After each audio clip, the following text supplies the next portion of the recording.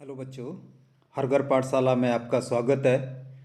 मैं अलवेल सिंह, प्रवक्ता राजनीति शास्त्र, राजकीय वरिष्ठ माध्यमिक पाठशाला भेड़ी, डिस्ट्रिक्ट बिलासपुर, आज आपसे मुखातिब हूँ।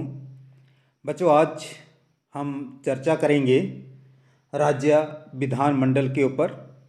राज्य विधानमंडल का गठन कैसे होता है और इसकी शक्तियाँ या इसके कार्य क्या हैं।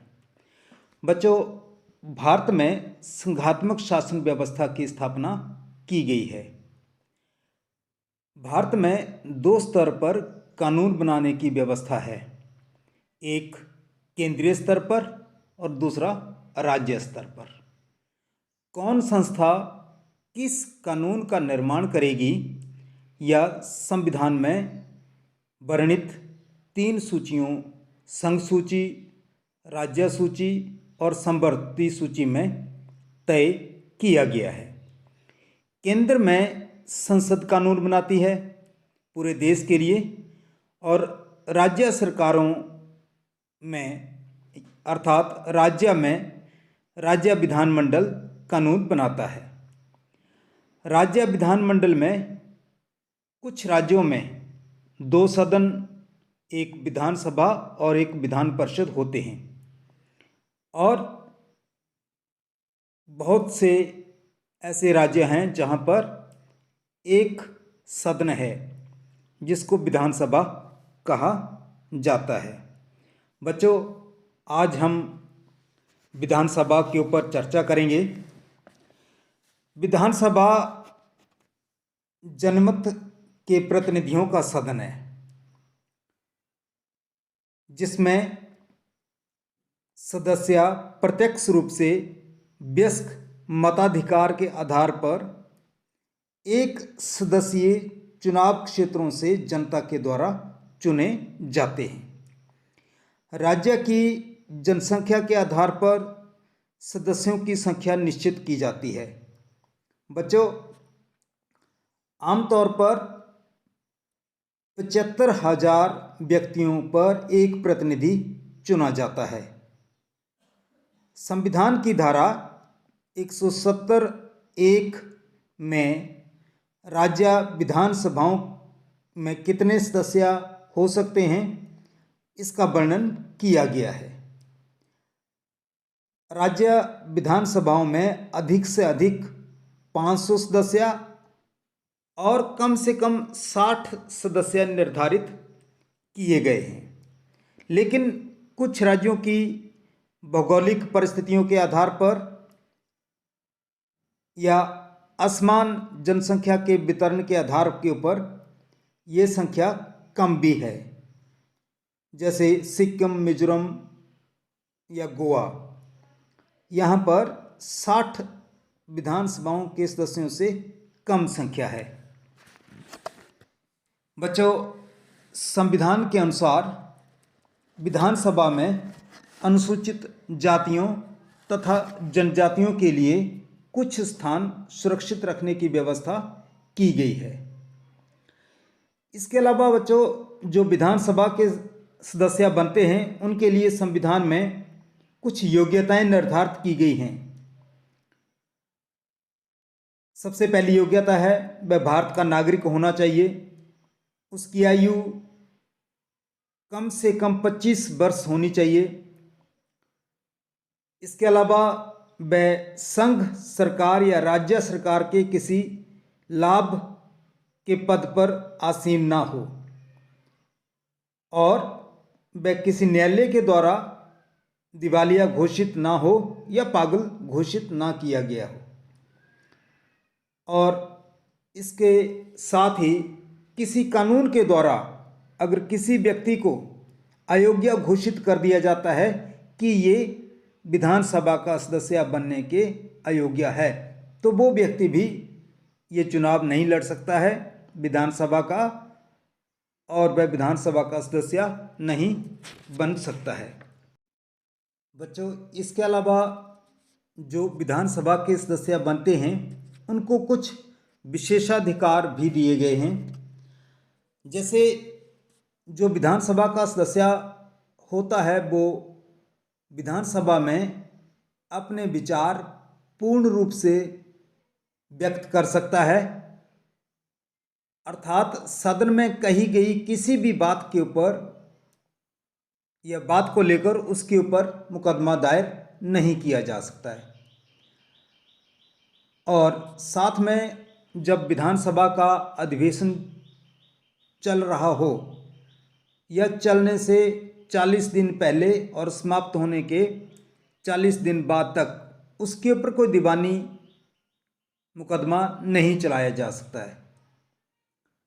साथ में जो भी विधानसभा सदन के सदस्य होते हैं उनके वेतन तथा भत्ते विधानमंडल कानून बनाकर निश्चित करता है।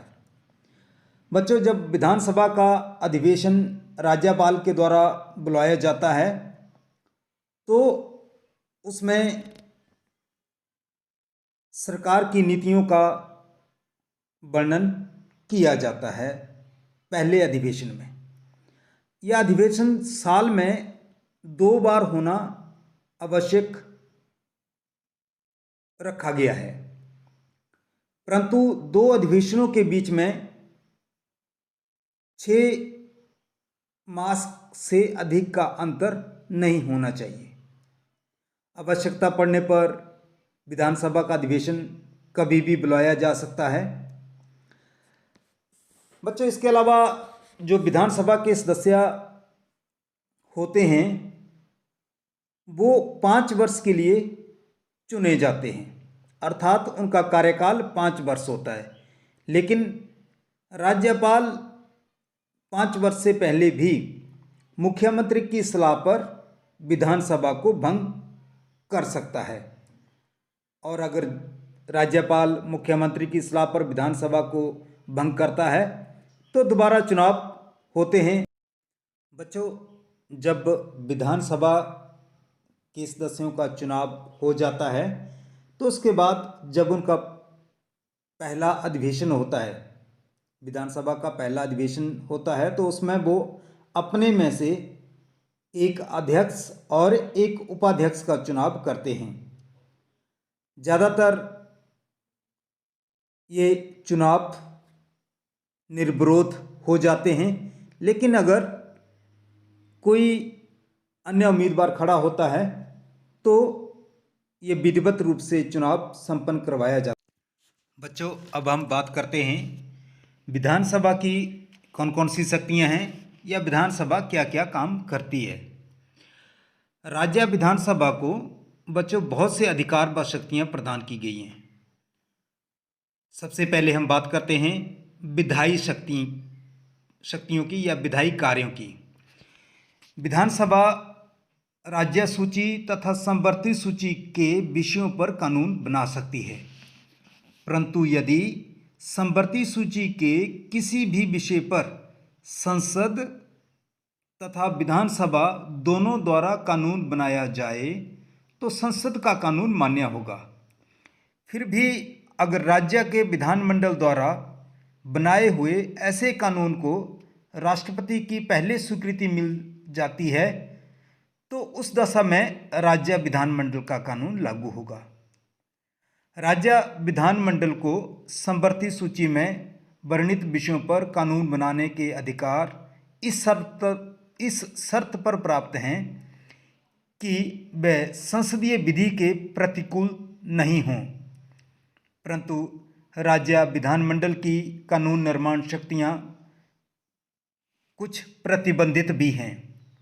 जैसे संकटकाल के समय संसद राज्य सूची के विषयों पर कानून बना सकती है, या ऐसे कुछ विषय जिन पर कानून बनाने से पहले राज्यपाल की स्वीकृति आवश्यक है। इसके अलावा कुछ ऐसे विषय जिसे राज्य विधानमंडल में प्रस्ताव से पूर्व राष्ट्रपति की स्वीकृति आवश्यक है। बच्चों, इसके अलावा वित्तीय शक्तियाँ आती हैं। राज्य के वित्त पर विधानसभा का पूरा नियंत्रण होता है। सभी धन विधेयक पहले विधानसभा में ही पेश होते हैं। राज्य सरकार का बजट वही पास करती है। विधानसभा की मंजूरी के बिना राज्य की संचित निधि को छोड़कर राज्य सरकार एक भी पैसा खर्च नहीं कर सकती है। इसी तरह उसकी मंजूरी के बिना कोई कर भी नहीं लगाया जा सकता है। विधान परिषद तो धन संबंधी विधेयक पर केवल 14 दिन तक ही देरी कर सकती है, अर्थात वित्तीय शक्तियों में विधानसभा पूरी तरह से मजबूत है, अर्थात सभी वित्तीय शक्तियां जो हैं वो विधानसभा के पास हैं। इसके अलावा बच्चों कार्यकारी शक्तियां हैं। राज्य की जो वास्तविक कार्यपालिका है उसे मंत्रिमंडल कहा जाता है। मुख्यमंत्री विधानसभा में बहुमत दल का नेता होता है। दूसरे मंत्री भी अधिकतर विधानसभा से ही लिए जाते हैं। विधानसभा के सदस्य मंत्रियों से उनके कार्यों के बारे में प्रश्न तथा पूरक प्रश्न पूछ सकते हैं। यदि विधानसभा के सदस्य मंत्रियों के कार्य से संतुष्ट न हों तो मंत्रिपरिषद के किसी महत्वपूर्ण विधेयक को रद्द करके, मंत्रियों के वेतन में कमी करके अथवा प्रत्यक्ष रूप से अविश्वास का प्रस्ताव पास करके मंत्रिपरिषद को त्यागपत्र देने पर विवश किया जा सकता है। लेकिन भारत में अभी तक ऐसी स्थिति नहीं आई है। इसके अलावा काम रोको प्रस्ताव भी हो सकता है, ध्यानाकर्षण प्रस्ताव हो सकता है, जिससे जो कार्यपालिका है उस पर नियंत्रण किया जा सकता है। इसके अलावा विधानसभा के पास संविधान संशोधन संबंधी शक्तियां भी हैं। राज्य विधानसभा को संविधान में संशोधन करने की सीधी कोई शक्ति प्राप्त नहीं है। फिर भी बच्चों संविधान के कई महत्वपूर्ण अनुच्छेदों में संशोधन के लिए राज्य की विधानसभाओं की स्वीकृति लेनी आवश्यक होती है। इन महत्वपूर्ण अनुच्छेदों में उस समय तक संशोधन नहीं किया जा सकता है जब तक कम से कम आधे राज्यों के विधानमंडलों की विधानसभाओं के द्वारा सहमति प्रदान नहीं की गई हो। तो इस तरह से हम मान सकते हैं कि संविधान के कुछ ऐसे अनुच्छेद हैं जिनके ऊपर संशोधन की शक्ति राज्य के विधानमंडलों के पास भी है। इन सभी कार्यों तथा शक्तियों से ये स्पष्ट हो जाता है कि राज्य के प्रशासन में विधानसभा का महत्वपूर्ण स्थान है। जिन राज्यों में एक ही सदन है वहाँ तो विधानसभा का पूर्ण नियंत्रण होता है। जिन राज्यों में 2 सदन हैं उन राज्यों में भी विधान परिषद की तुलना में विधानसभा को अधिक अधिकार प्राप्त हैं। विधानसभा के सदस्य प्रत्यक्ष रूप से जनता के द्वारा निर्वाचित होते हैं, अतः वे जनता की इच्छा के प्रतीक होते हैं।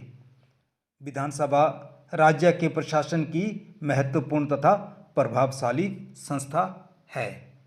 इसी के साथ आज का ये टॉपिक खत्म होता है। धन्यवाद।